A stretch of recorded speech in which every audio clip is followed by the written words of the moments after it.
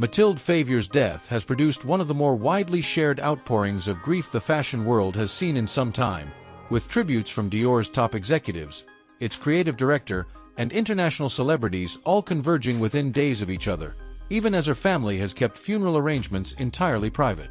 Favier, Dior's international director of public relations, died on August 17 at the age of 56, alongside her partner, French film producer Nicolas Altmaier, 61, in a car accident near Niort in western France.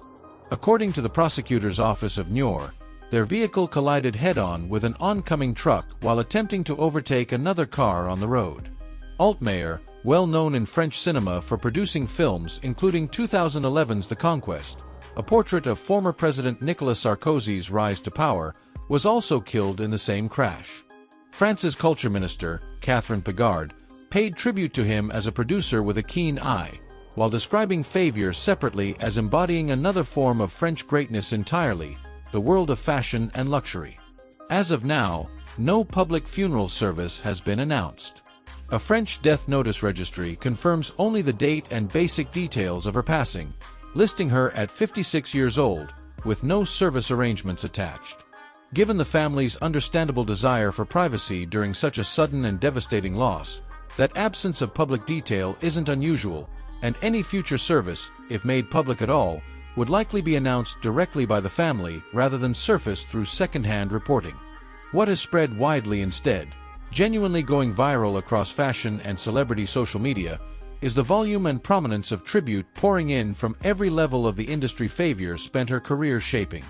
Bernard Arnault, chairman and CEO of Dior's parent company LVMH, said he was deeply saddened to learn of her tragic and sudden passing, crediting her with devoting so many years to putting her passion, energy, and talent at the service of the House of Dior, and extending his heartfelt condolences to her family and loved ones. His daughter, Delphine Arnault, chairman and CEO of Christian Dior Couture, offered an even more personal statement, saying Favier had loved life with a passion, and that with her death, Dior was losing an incredible professional while she personally was losing a loyal friend. She praised Favier's optimism and courage, saying they commanded real admiration, and added that her smile and talent would be sorely missed. Arnault extended her thoughts specifically to Favier's children, Heloise and Carlo, her mother, her sisters Victoire and Pauline, her uncle, and the wider team she loved so dearly, a level of detail that reflected just how personally connected Favier's colleagues had become to her over the years. Dior's creative director, Jonathan Anderson, added his own emotional tribute, writing that he was heartbroken by her passing and that the brand owed so much to her work and dedication. He described her as bringing extraordinary warmth and energy, calling her the most positive and uplifting person he'd ever met, and saying she embodied elegance itself, in many ways the very spirit of couture. That kind of language, unusually intimate for a corporate tribute, echoed across nearly every statement issued by the brand in the days following her death. Oscar-winning actress Marion Cotillard also posted her own tribute on Instagram, joining a wave of public figures from film and fashion honoring Favier's legacy, a reflection of just how far her professional relationships extended beyond the fashion industry alone. Blackpink's Jisoo, who has served as a Dior global ambassador since 2021, shared perhaps the most personal tribute of all. She described how warmly Favier had welcomed her from the very start of her relationship with the brand, saying their connection grew well beyond professional obligation over the years. Jisoo credited Favier with making Paris feel like a second home, recalling birthdays they'd celebrated together and time their families had spent together, memories that made the goodbye especially hard given that she'd been looking forward to seeing Favier again in the city they'd shared so much history in. Fans flooded the comments beneath Dior's own tributes thanking Favier specifically for how she'd cared for and protected Jisoo over the years, a reflection of just how visible their bond had become to fans who'd followed Jisoo's journey with the brand since 2021. Favier's career stretched across some of fashion's most prestigious houses long before she became one of Dior's most trusted executives. She'd previously worked at Chanel and Prada before joining Dior as Director of Public Relations in 2011, building close working relationships with major international stars including Anya Taylor-Joy, Jennifer Lawrence, and Natalie Portman along the way. Her connection to the brand ran even deeper on a family level, with her sister, Victoire de Castellane, having served as Dior's artistic director of high jewelry since 1999, meaning the Favier name had been woven into the house's identity from more than one direction for over a decade. Beyond her professional accomplishments, Favier had a more personal story that's also resurfaced prominently in tributes this week. She had faced and beaten breast cancer earlier in her life, an experience that led her to found Esthétique and Cancer, an association dedicated to restoring confidence and self-esteem in women going through cancer treatment.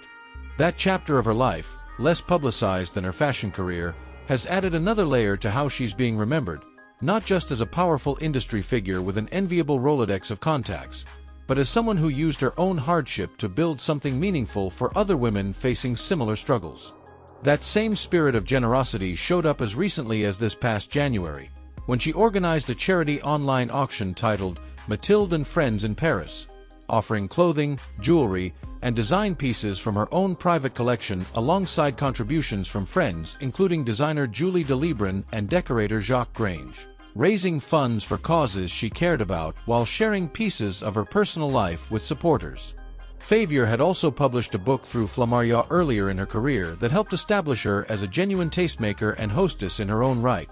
known for a Rolodex of powerful contacts spanning culture, politics, and industry, an image that further explains why tributes to her death have come from such a wide range of public figures rather than staying confined to fashion insiders alone.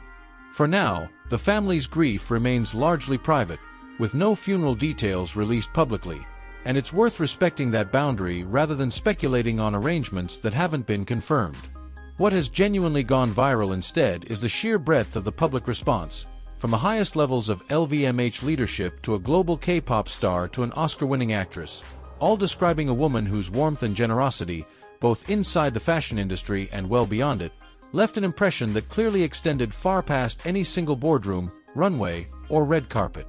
For a woman who spent decades helping some of the world's most recognizable faces present themselves publicly, the tributes this week have offered something rarer, a genuine, widely shared glimpse of who she actually was to the people who knew her personally, not just professionally.